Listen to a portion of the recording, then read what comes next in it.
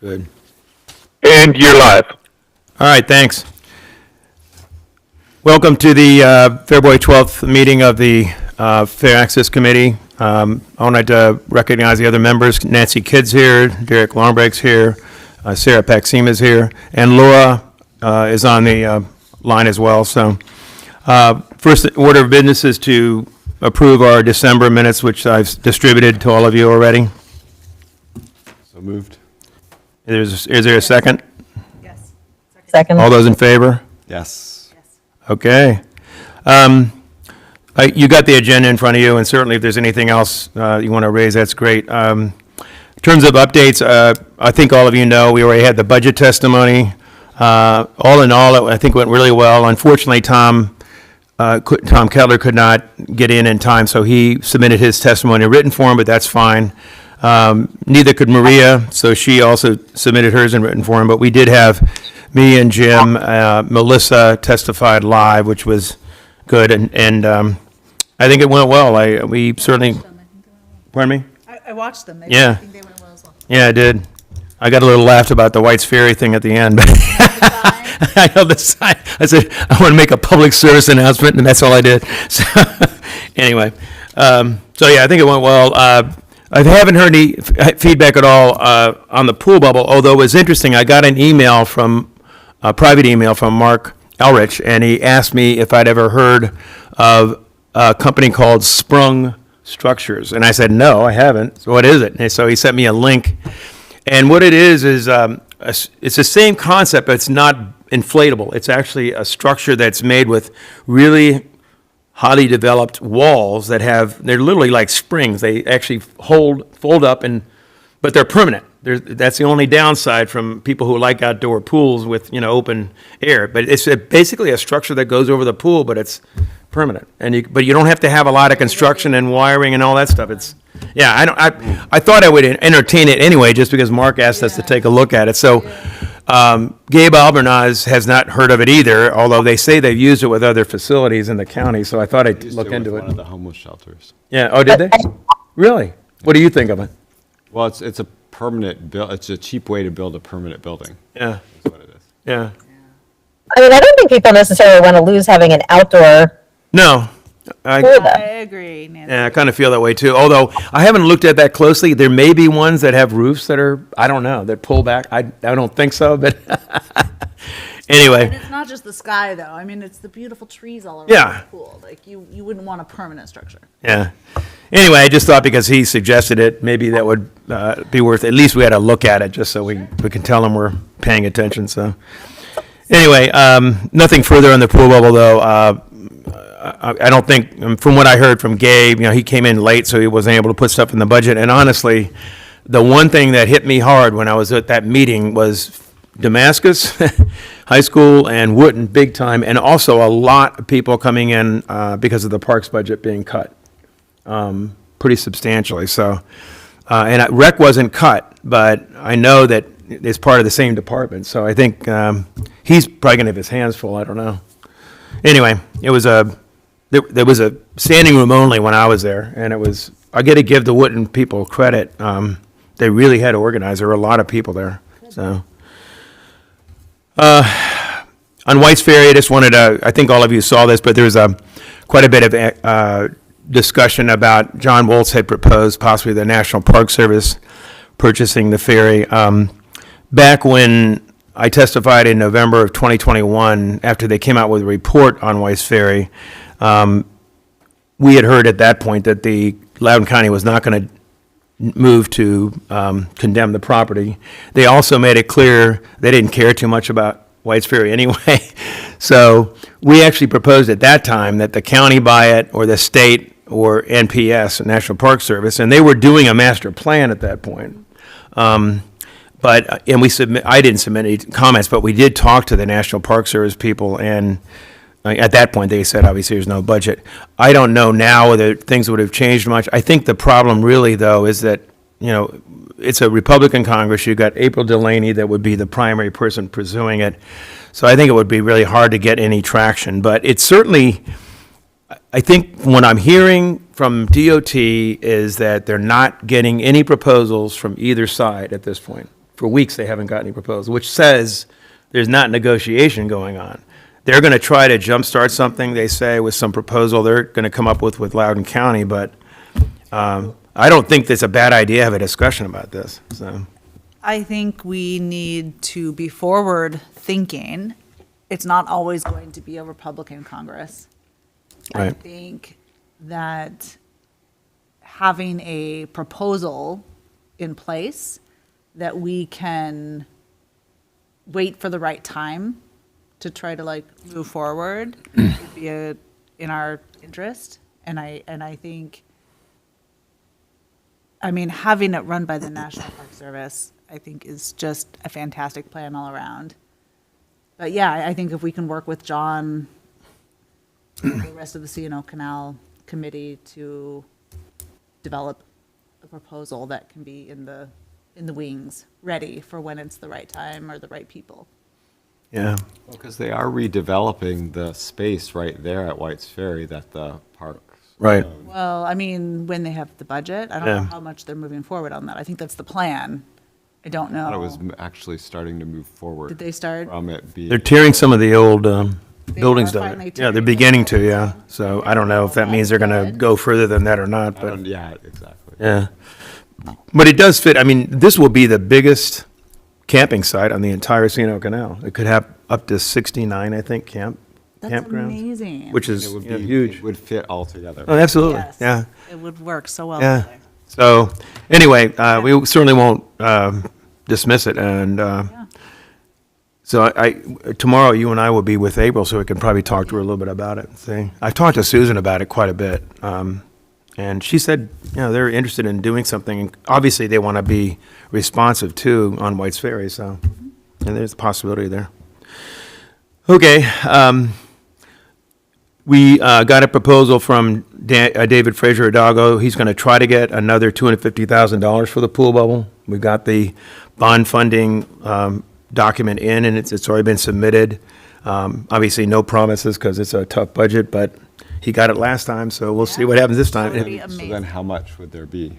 500,000 because we already got 250, so that's, you know, that's not insignificant. So at least it shows that there's support from the state too, which should help the Yeah. county be more interested. We've got support so. from the town, support from the state. and Yeah. now We just need to, have the county step up. Yeah. I did want to mention just an update on the program evaluation and boundary recommendations, just so you guys are all aware of it. A new proposal came out about a week ago before the Board of Education meeting. I went through all the slides. I think Nancy looked at it, and Ed had more detail too. And I also asked Mark Carruthers about it. He's pretty comfortable with what they're suggesting. He thinks that it does protect our global ecology magnet. It will still have a STEM magnet, and we'll still have a, what do you call it, history or humanities magnet. They'll all still be there. He also said that the boundary study, the way that's set up now, it would include Darnestown Elementary School as a feeder school to us. And he said he thinks there's going to be enough population among the schools, and because they're doing it now, these clusters, so it'd be 5 schools of high schools in our cluster. And in our, where we are though, in our area, school zone, it would be Darnestown Elementary, and then not Kingsview, Julius West Middle School will be the school what those kids go to, and so, Would also feed into Poolesville. yeah, so, Partially, yeah. yeah, he's pretty It would confident. The middle school. Yeah, it wouldn't be total. But he's pretty confident it will make sure our magnets are all filled, and we'll have 6% filling of the school would be 96% filled, so. What's the proposed timeline? They will start in, if this happens, 2027, there will be, I forgot which grades it is now, whether, I think it may be the 7th and 8th will transition over, and it's gradual, and it won't be till, the seniors won't be till like 2030. So it'll be a gradual process, so. I'm not sure I understood that. So the 7th and 8th graders in 2027. 7, right, Who are at that middle school. right, Will. They're not making then- people skip schools. yeah, Then feed into Poolesville High School there next year. when Right. they go into ninth grade. right. Okay, So it'll be a gradual, yeah, but it'll all be finished by 2030, is the Yeah. idea. So, okay. So far, and Nancy, did you have any thoughts beyond that? I mean, you looked at it too, and No, I mean, I still think that they're not giving us sufficient information to truly understand what's happening, but I don't see potential problems, irrespective of getting those information gaps filled in. okay. One of the things that I did and so did Maria, in our testimonies, we talked, my last paragraph said, we're happy for these facilities, we obviously deserve them, but as we transition to this, we want to make sure there's a partnership between our groups that already do programming and the county. It was just a paragraph at the end. We did, as you guys had suggested the last time, try to put together a kind of a transition messaging framework, which I have sent around. I think I'll send it around again. You guys can take another look at it. I was thinking at some point, not right now, because I think it's, we're not yet to the point where we got the facilities actually getting ready to be built, but maybe next year or later this year, we actually do a letter that actually kind of says we need to actually start thinking about this going forward. So the county council, the new county council, which will be taking over in next November, will have that on their plate as they think about these new facilities. So give that some thought. See what else you I might. have one quick question, going back to the community center. Yeah. How confident are you that that actually is not going to get bumped this year or the following year once administration and council members change from the bump from the CIP? Because this is what happened with the high school, right? Yeah. It was in there, it had planning money, and then it almost was just, or if what Andrew says is true, it just was by the skin of its teeth, actually didn't get bumped again. Yeah. So I'm just wondering what your thoughts are on that. It's going to be tricky. I mean, I do think we got a good shot at getting design money, but the problem is with that is that the design, even if they design it now and if they wait, it's going to be out of date the next 2 or 3 years because the cost will go up, and so I don't think it's a done deal, and that's why in my statement I said we need to focus on making sure that the out years get funded too. But it's a tough budget year, and you already the council already voted. They always set up, they have a vote on the, what they call the, it's the guidelines for what they can spending affordability guidelines. And the county executive proposed a pretty significant increase in bond funding, and they voted it down. So that's a lot of money that's for the CIP, which would include so yeah, it's tricky, and I don't know what they're going to do to substitute for it. Last year they voted only a partial tax, or the year before a partial tax increase, even though the county executive asked for 10%. So Is the state not a lot? I mean, I feel like I had a conversation at one point where we were seeing, are we able to get any capital funding from the state as well to help, I don't know, sweeten the pot, move it forward? bond funding is the only way they can do it, and so if we got 2 bond funding bonds already for the community center.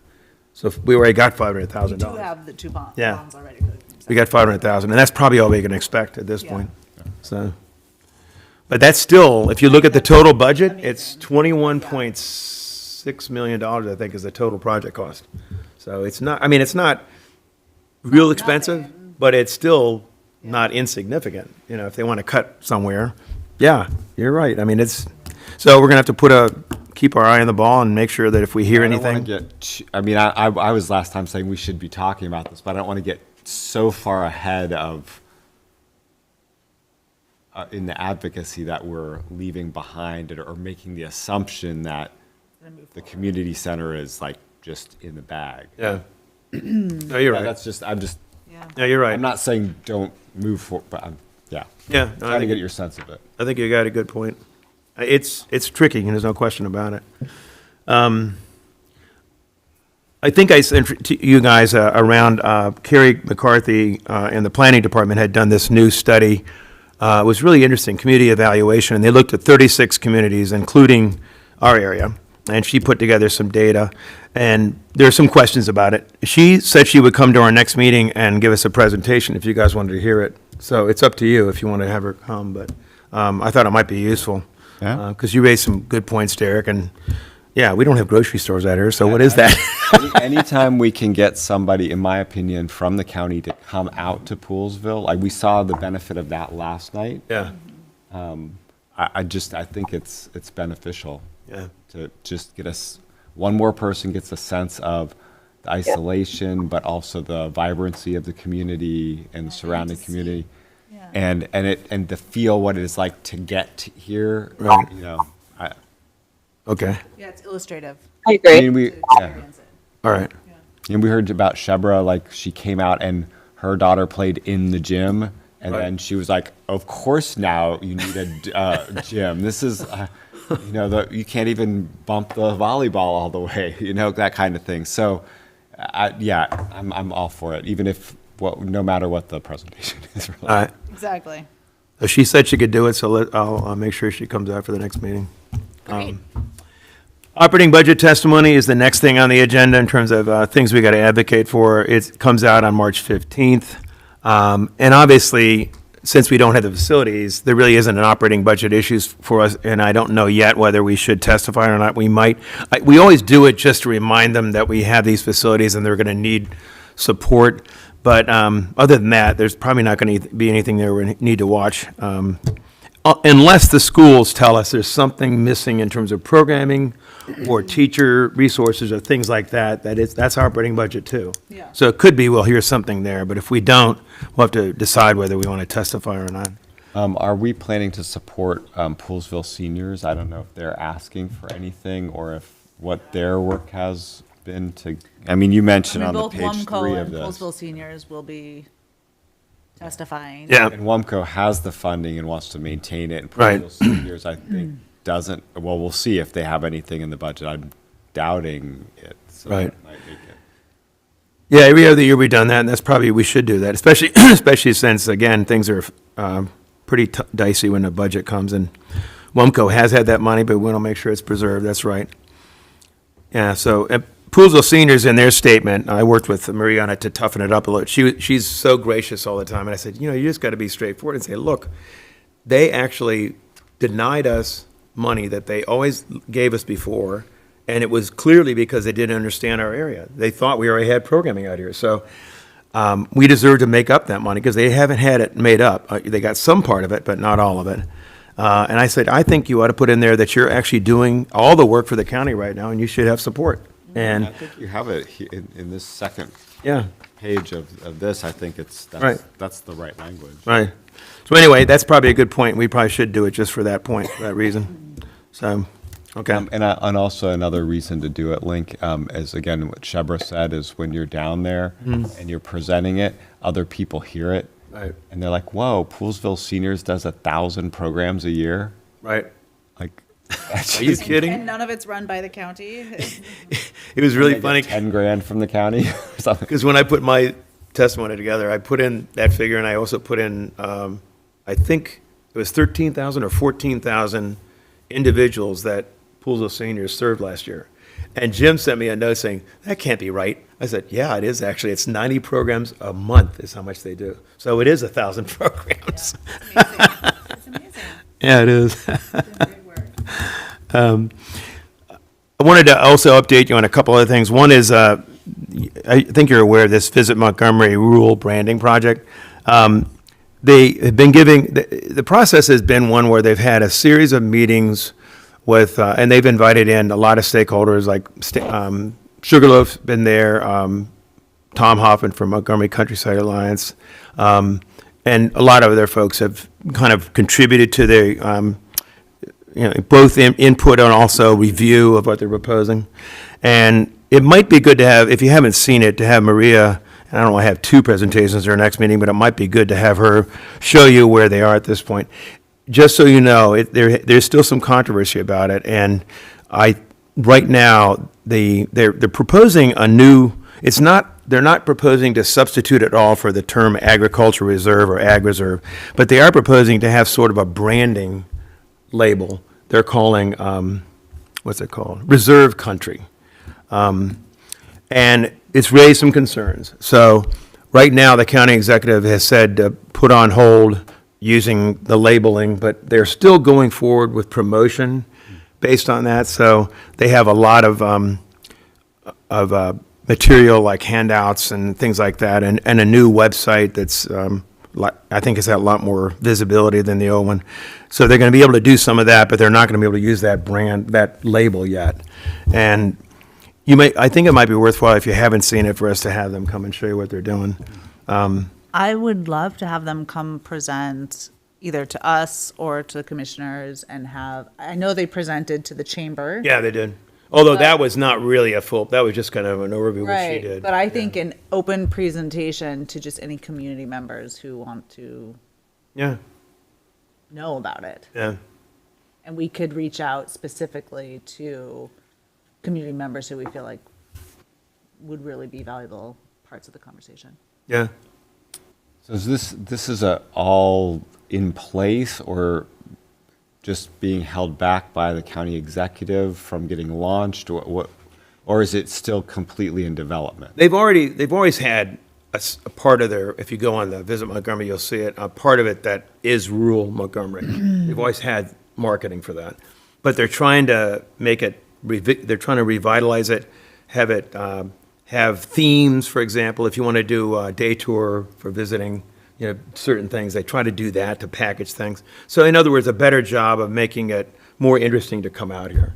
So that part, which they've already pretty much put together, I think is going to be up on the website, and they're going to use it.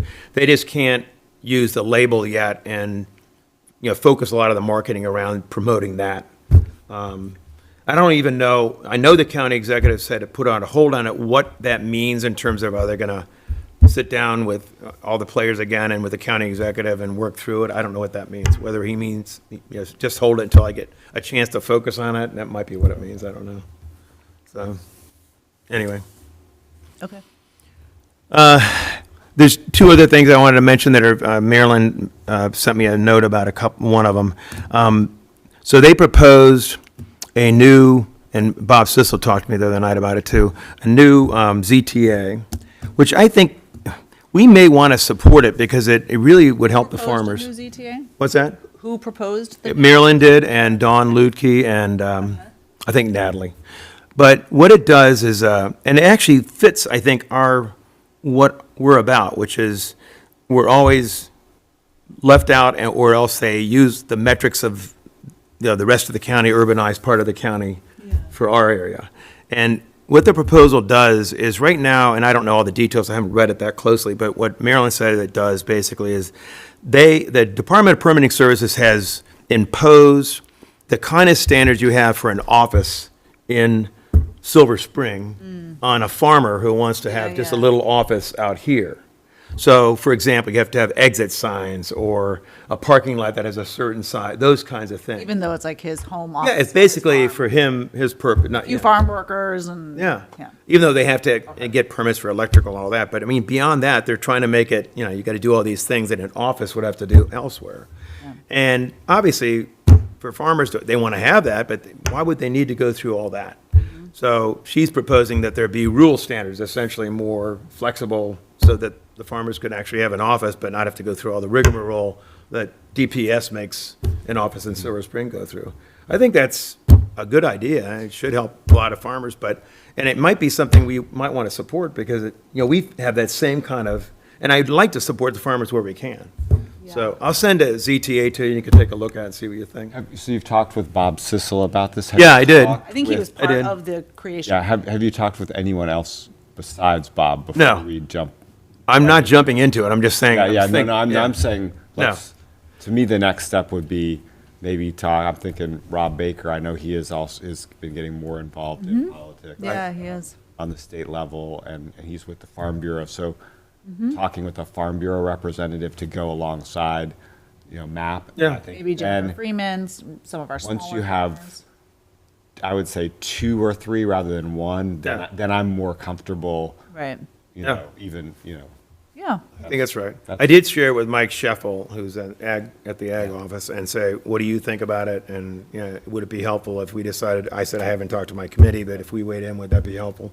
So, yeah, that's How fine. quick is the turnaround on this? I think saw it that- in Maryland's newsletter, but. I think the link didn't testimony work. might be the 24th, and if we can't do it, it's fine. And we could even send a letter later if we, 24th of March, okay. February, not March, Oh, February. 24th of Pretty sure. February. Whew. I'll send you I'm pretty sure that's when it, I'll send you the link to it, and you can take a look at it.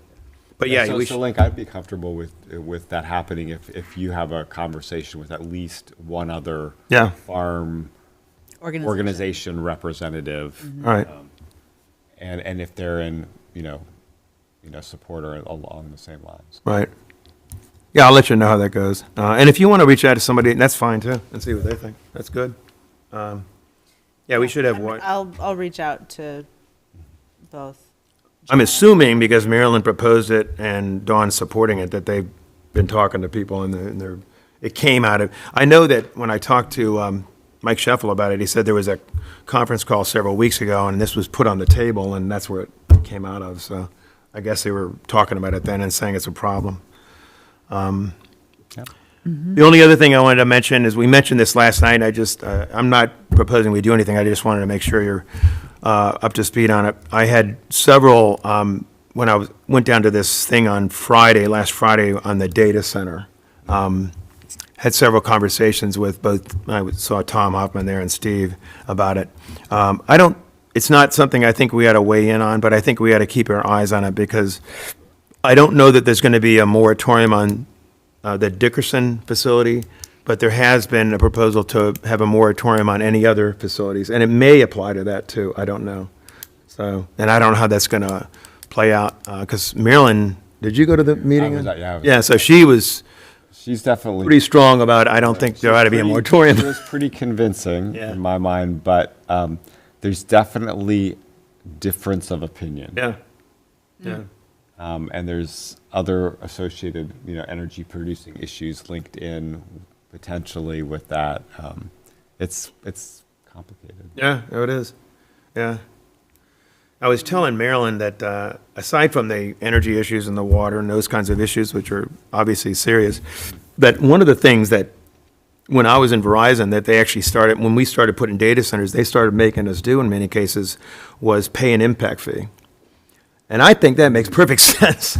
So Link, I do. What I think this committee could do without trying to pick some side necessarily in diverse opinions that we represent is I think everyone would agree that if there is data centers, that a portion of those tax proceeds should be dedicated Our Yeah. for specific area the region. western upper Montgomery County. Yeah. 100%. That's what I think meant about that's impact where fee. we can be ongoing advocating in a way that's unifying Yeah. in the community for the Yeah, town it's and a controversial for the, issue. We don't necessarily need to weigh in on. But when this, Whether or not if it goes happens, forward, but if we it wanna make does. sure, because that was brought up by Yeah. one person, but Yeah.